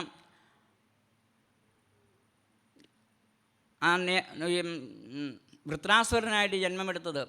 വൃത്രാസുരൻ്റെ അഗ്നികുണ്ഡത്തിൽ നിന്ന് ആ ജന്മമെടുത്തത് ഈ ചിത്രകേതു എന്ന വിദ്യാധരനാണ് എന്ന് പറഞ്ഞ് പരീക്ഷിത് മഹാരാജാവിനെ ഈ ശ്രീശുക ബ്രഹ്മർഷി ബോധിപ്പിക്കുകയാണ്. അങ്ങനെ നമ്മുടെ ആ ചിത്രകേതുവിൻ്റെ ആ ശാപം, അദ്ദേഹത്തിന് ശാപം കിട്ടുകയും ആ ശാപത്തിൻ്റെ ഫലമായിട്ട് ആ യാഗാഗ്നിയിൽ നിന്ന് വൃത്രാസുരൻ എന്ന അസുരനായിട്ട് ജനിക്കുകയും വീണ്ടും വിദ്യാധരാധിപത്യം നേടുകയും ചെയ്ത് ആ മഹാത്മാവാണ് ചിത്രകേതു പറഞ്ഞ് ആ പ്രകരണം അവിടെ അവസാനിക്കുകയാണ്. ഇതിഹാസമിമം പുണ്യം ചിത്രകേതുർമഹാത്മന മാഹാത്മ്യം വിഷ്ണുഭക്താനാം ശ്രുത്വാ ബന്ധാതിമുച്യതേ. ചിത്രകേതുവിൻ്റെ ഈ മാഹാത്മ്യം കേൾക്കുന്നത് കൊണ്ടും വിഷ്ണുഭക്തന്മാരായ എല്ലാവരും സംസാരദണ്ഡത്തിൽ നിന്ന് മുക്തരാകും എന്ന് അതിൻ്റെ ഫലശ്രുതിയും അവിടെ പറയുകയാണ്. ഏത് പ്രാതരുദ്ധ്വായ ശ്രദ്ധയാ വാഗ്യതപ്പടേതം ഇതിഹാസം ഹരിം ശ്രുത്വാ സയാതി പരമാംഗതി. ഈ മാഹാത്മ്യത്തെ ആര് ശ്രദ്ധയോടുകൂടി പഠിക്കുന്നുവോ അവർ ഭഗവാന്റെ പരമമായ ഗതിയെ പ്രാപിക്കും എന്ന് പറഞ്ഞ ആ പ്രകരണം അവിടെ ഉപസംഹരിച്ചു. നമ്മുടെ നിത്യജീവിതത്തിൽ അനുഷ്ഠിക്കേണ്ടതായ ഒന്ന് രണ്ട് കാര്യങ്ങളെ കൂടെ സൂചിപ്പിച്ചിട്ട് ഈ വാക്കുകളെ ഉപസംഹരിക്കാം. 18ാം യുദ്ധം പാണ്ഡവരും കൗരവരും തമ്മിലുള്ള 18ാം യുദ്ധം തീർച്ചപ്പെടുത്തിയിരിക്കുകയാണ്. ആ യുദ്ധത്തിൽ ഭഗവാന്റെ സഹായം നേടുന്നതിന് വേണ്ടിയിട്ട് സർവാത്മതൃക്കായ ഭഗവാൻ ഇതെല്ലാം അറിയുന്നുണ്ട്. ഒരിക്കൽ ഉച്ച കഴിഞ്ഞ് ഊണ് കഴിഞ്ഞ് അദ്ദേഹം വിശ്രമിക്കാനായിട്ട് തൻ്റെ മഞ്ചത്തിൽ കിടക്കുമ്പോൾ ദുര്യോധനും അർജുനൻ അവിടെ വരുമെന്ന് മനസ്സിലാക്കിയിട്ട് തൻ്റെ തലയ്ക്കൽ ഒരു സിംഹാസനം ഇട്ടു. അദ്ദേഹം ആ കട്ടിൽ വിശ്രമിക്കുകയാണ്, ഊണ് കഴിഞ്ഞ് വിശ്രമിക്കുകയാണ്. ദുര്യോധനൻ ഭഗവാന്റെ സഹായം നേടുന്നതിനായിട്ട് വന്നു നോക്കിയപ്പോൾ ഭഗവാൻ നല്ല ഉറക്കമാണ്. ഒന്നും വിളിക്കാതെ ക്ഷമയോടെ അവിടെ ആ സിംഹാസനത്തിൽ കയറിയിരുന്നു. കുറച്ച് കഴിഞ്ഞപ്പോൾ അർജുനനും വന്നു. അർജുനൻ വന്നിട്ട് നോക്കിയപ്പോൾ ദുര്യോധനൻ അവിടെ ഇരിപ്പുണ്ട്, ഭഗവാൻ ഉറക്കമാണ്. അർജുനൻ ഭഗവാന്റെ കാൽക്കൽ നമ്രശിരസ്കനായിട്ട് തൊഴുകയ്യോടെ നിന്നു.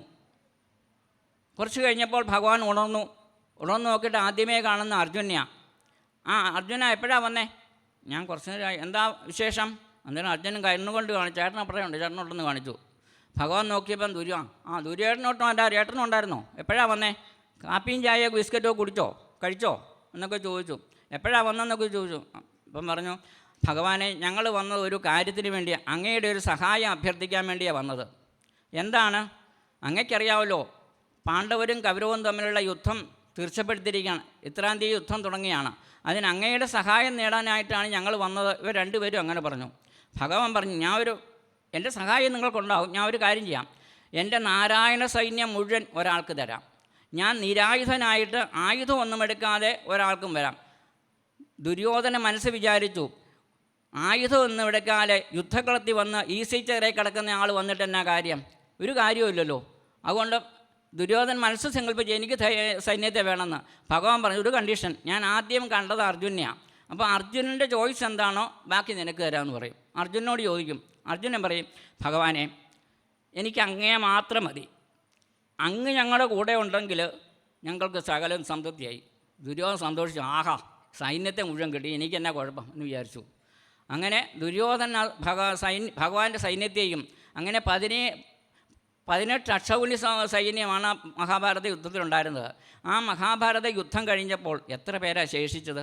ഭഗവാനെ സൈന്യം മുഴുവൻ കൂട്ടിയിട്ടും കൗരവരിൽ ആരെങ്കിലും ശേഷിച്ചോ? ഇല്ല. ഭഗവാനിൽ നിന്ന് എന്തെങ്കിലും നേടിയാൽ അത് നമുക്ക് ശാശ്വതമല്ല. അർജുനൻ ഭഗവാനെ നേടി ശാശ്വതനായിട്ട് അവരെല്ലാവരും ഭഗവാനിൽ നിന്ന് നേടിയതുകൊണ്ട് കഴിയുകയാണ്. നമ്മൾ വിചാരിക്കും, അമ്പലത്തിൽ ചെന്ന് പ്രാർത്ഥിക്കും, ഭഗവാനെ, എനിക്ക് ഇപ്പോൾ ഒരു വീടുണ്ട്, എനിക്ക് അപ്പുറത്തെ വീടുകൂടെ എനിക്ക് മേടിക്കണം, അതിനെ അനുഗ്രഹിക്കണം, അത് ഞാൻ ഇന്നത് തരാം എന്നൊക്കെ ഇങ്ങനെ പറയും.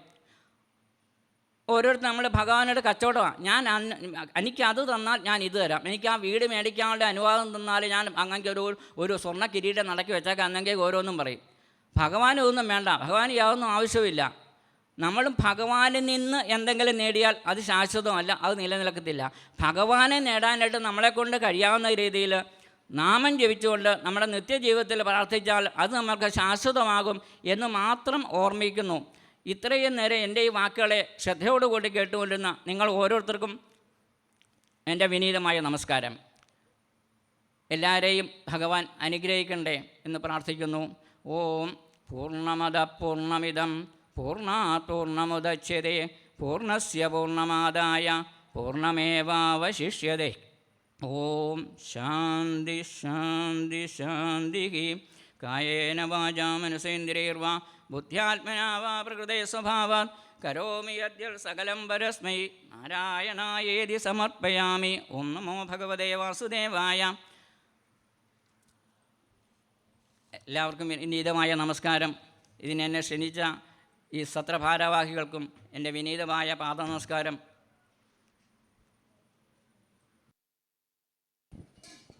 ഇതുവരെ സംഘർഷണ ദർശനം പാർവതി ശാപം എന്ന വിഷയത്തെ ദീർഘം സംസാരിച്ച ആദരണീയനായ ഭാഗവതാചാര്യൻ ബ്രഹ്മശ്രീ പി കെ